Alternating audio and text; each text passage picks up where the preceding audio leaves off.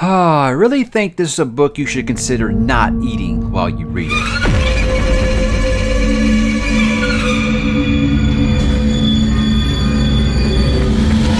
Hey, what's up, bookworms and Boy Scouts? Mike back again for spooky season today to talk about the 2014 thriller horror novel by Nick Cutter. This is The Troop. Now, guys, this was originally released in 2014.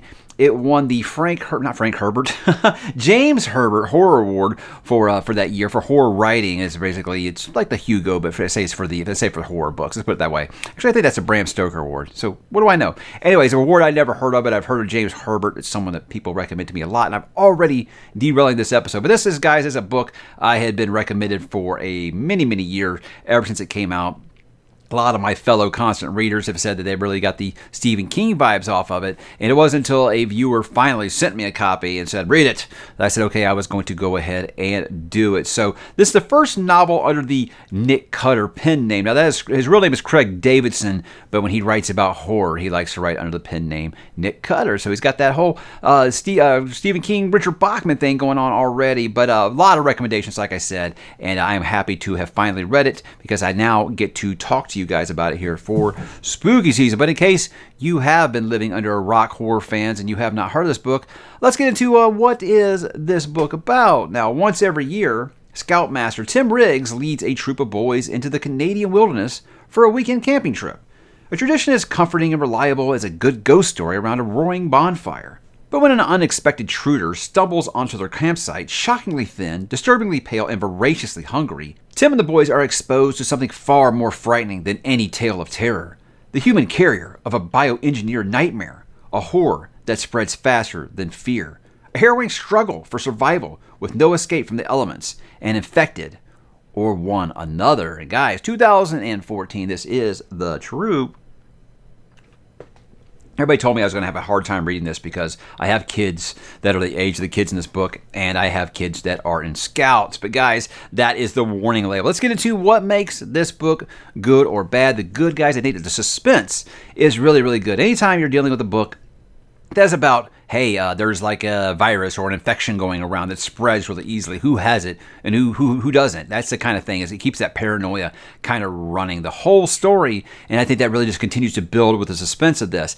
But, the paranoia also very much in a John Carpenter's The Thing kind of way, where it's like, hey, who actually is infected? Who isn't? You start getting paranoid. You start really just not acting human. You just want to protect yourself. So you start, someone, hey, I saw you itch your eye. That must mean that you're infected. I'm going to lock you in a broom closet. That's basically how things get to. So it gets suspenseful in, I think, as the reader, not knowing which one of these kids have it and which ones don't. Do they actually have it? That they just think they have it? That kind of thing always is something that's a lot of fun to play with. And it's just, it's just full of dread for each character, because these are kids. Obviously, you want kids to survive these kinds of stories. But one thing I'll say about Nick Cutter apparently is no one is safe in his stories. I'll just leave it at that. But again, you are left as a reader wondering if this is the case. Are they infected? Are they being paranoid? There's only one way to know, and that is when the clock is ticking. And you got a book like this where you are racing against a ticking clock, or you're just trying to make it through, to daylight or something like that.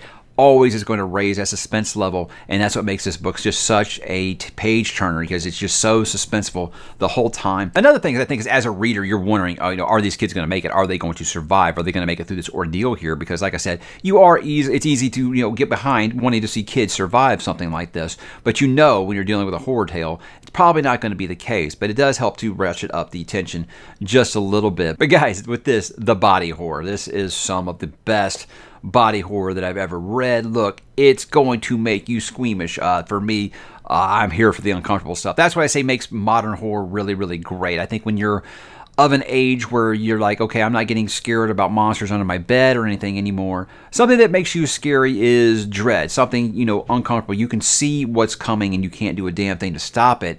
And this has that in bunches. And this has lots of things where he is very descriptive. Cutter does like to get very descriptive on you about what is going on in regard to the body horror in this. and it will make you, you kind of like shield your eyes more than once because it is pretty gross. It's going to make you squirm, like I said. But I think that that's something, obviously for me, I found great. I think it made it a lot more suspenseful with like that payoff. You know, you get your pound of flesh if that's the kind of reader that you are. If you're looking for that, you get it. But I think what's something really, really underrated about this book is the kids. I mean, obviously, I love coming of age. That's obviously something that's really big to me. I love coming of age under duress. You know, that's something that Stephen King has excelled at for centuries now, it feels like. But with this, I think each one of these kids, he is actually able, the main 5 kids here, he's able to give each of them just enough backstory that you become invested in them. And I didn't think it was possible because at the beginning, I was actually having a hard time actually deciphering which kid was which. And I'm like, okay, wait, this one did this and this and that. But over time, he gets to each one of them in a really, really well-paced way, getting to each one of them to tell their backstory before they got to this island, and you understand why they're going through what they're going through. Now, so a problem I had was some of the issues with some of these kids. I was like, I'm not really sure, if these kids would be friends. But then I thought about it, I'm like, my kid isn't friends with everyone in Scouts. They're together because they're in Scouts. That's just something that's going to happen. So it did make sense that they didn't have to be 5 best friends. That made a lot of sense when I thought about it in that regard. But yeah, the flashbacks are done reasonably well, and like I said, I am invested in each character before the end of the book and want to know what happens with them here. But yeah, coming of age under duress is obviously something I'm really, really on board for. When you got these kids who are thrust into an impossible situation and they got to grow up just like that. They have to grow up immediately. You don't have time to kind of ease your way in or say, I'm not ready for this. You just got to put on your big boy pants. You have to adapt or die. That's kind of a real big theme with this book. And that's something I've always been here for. But I think I talked about the Thing. You get a lot of the Thing. I think you get a lot of Lord of the Flies here, obviously, because you got these 5 preteen kids who are thrust into a situation where they've got to take care of themselves. They got to pick a leader kind of thing. There's got to be an alpha with a group like this. There's someone who's calling the shots. There has to be someone who's going to do the heavy lifting, someone who's going to do the grunt work, that kind of stuff. Establishing a hierarchy. So if you like Lord of the Flies and you like the Thing, I think you're going to find plenty to enjoy here. But it's incredibly fast-paced, guys. That's something about it is I picked it up and I flew through the first half of the book in one sitting. Probably would have finished it all in one day if I didn't have to do, adult things. It's adulting. It just gets in the way all the time, don't it? But yeah, it's a really, really quick read. I don't think you're going to have any problems just flying through this. It is straight meat and potatoes. You're never going to have any lag. I was never bored the entire story. It kept me on the edge of my seat. And I think I just love that no one was safe. It was one of those where there is no plot armor, guys. Every one of these kids could die, and you would not have been shocked. Now, I'm not going to tell you the fate of these 5 kids. I'm just saying no one is safe, and that is something, like I said, when you got a group of kids, a lot of people are like, okay, they're not going to actually kill off kids. He ain't scared. Just put it that way, guys, and there is a lot of gruesome things that happen in this book, and yeah. It's really, really squeamish. And again, I say that again because it's the best way that you can do modern horror, I think, is to make the reader uncomfortable, and Cutter excels at that. But what didn't exactly work for me, this like I always say, guys, this isn't exactly bad. This is maybe some things that didn't work for me, per se. I feel like the couple of the kids were kind of already psychopaths. That was something that was hard for me to grasp at the beginning because it kind of felt like when you're reading Apt Pupil by Stephen King, and it's like, is Todd Bowden really supposed to be the protagonist of this book? Because I feel like he's the worst character in it, and there is, a World War II escape what in that story. So I think that with this, I kind of had that same vibe, in that, like, especially one of these kids is straight up psychotic. And it was something that I was kind of having a hard time getting behind until I saw where he was going with it. So I say stick with it, but I will say that that might take the weight out of it for some people, because a lot of people, like I said, had told me, oh, if you've got kids this age, or you've got kids in Scouts, it's really tough for you to read. I think the fact that maybe 2 out of 5 of these kids are what I would call good kids. The others are kind of, let's just say, a little bit morally gray, and then some are just straight up, woohoo, yeah, they have flown the coop for sure. But again, I think he delivers it in a way that you do give a damn about each one of them, regardless of, how much of a mental lapse they might be having. But I gotta say, the cruelty to animals in this might be a little too much for some people. There is one part with a turtle that was absolutely disturbing to read. It was very hard. Now, I think he follows it up with a beautiful passage about how things want to live, but it is very, very messed up. And it's weird that there are people dying in this book, and there are people dying in gruesome ways. And it didn't bother me as much as him describing this thing with a turtle, which was just awful. Just awful. So that might be too much for some people, because it feels like people are fine when there's humans dying, but if there's any animal cruelty, they just can't handle it. And that's something that I think that you need to watch out for. Lastly, I gotta say, I think the dialogue could have been a bit better. Now, this is me being a constant reader of Stephen King and being spoiled in how he knows how to write preteen kids dialogue so well. Obviously, that's a really high bar to expect from anyone else, I think, especially since I think Nick Cutter was still relatively new at horror at this point. So to expect him to have that kind of prose with dialogue with children, it probably is kind of a high bar. But I say even compared to that, there's lots of times where I'm like, I don't think. I mean, I got kids, like I said, this age in Scouts, and I don't hear them ever talking like that. And trust me, I've been incognito where they don't know I'm there, and I've heard the bad language and stuff like that. But I don't know. There's a lot of times where I'm like, I don't think that's the way that kids would talk to each other, even in this situation. But again, that's just my experience. But outside of that, I didn't really have too many problems with the story. So let's talk about why I think that you guys should read it. If you like one of those stories about who is not infected, were you scratched or bitten by a zombie and kind of keeping it a secret, that kind of thing is something that I think will play into your interest quite a bit. If you like the thing where kids are immediately thrust into responsibility not quite ready for, and having to for survival of the fittest kind of thing, I think that's something that will definitely be your bag. It's suspenseful.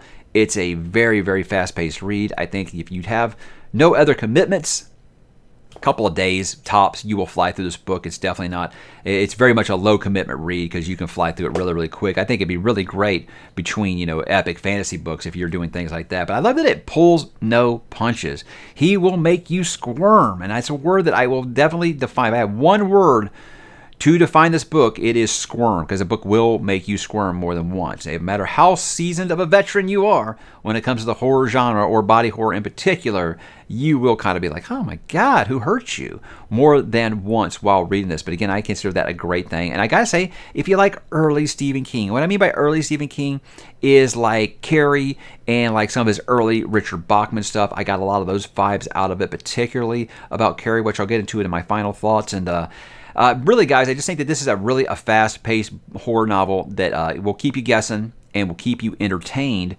for a few days. And I think you'll have a great time with it if you are into the genre the ways that I've described it to you. But as for my final thoughts here, guys, the Stephen King influences are very evident. Obviously, everyone told me, hey, you're a constant reader. I think that you would really, really like this. And I can see why, especially this book, because I feel like it compares a lot to Carrie in that it uses testimonies and newspaper articles and court transcripts and things like that to help tell, what's happening at the end of the story, that kind of way that where it kind of keeps you in there. But, again, you've got 5 preteen kids, in a really, really horrible situation. That's obviously something that King has excelled at. So it's I can see those comparisons for sure. Just don't go in this expecting Stephen King quality, and I think that you'll be quite entertained quite a bit. But it does remind me, like I said, of that young, raw Stephen King before he got really, really polished as he did over the years. I think this is as solid of a horror debut as I've read. It kept me entertained the whole time. I never felt like there was anything that completely took me out of the story. I never felt like there was anything where I was like, okay, let's get on with it, or eyeballing what I'm reading next. That kind of thing never really got back to that. Super disturbing, as I keep saying. Again, I go back to that part with the turtle that just has not left my mind. Like, actually, since then, we actually saw a turtle down by the bayou, and I was like, oh my God, yeah. So it sticks with you, and I think that's the best thing that a horror can do. A horror book sticks in your brain. That's the best thing that horror can do for you. It means it did something right, left an impression. But certainly, guys, this book is not for the faint of heart.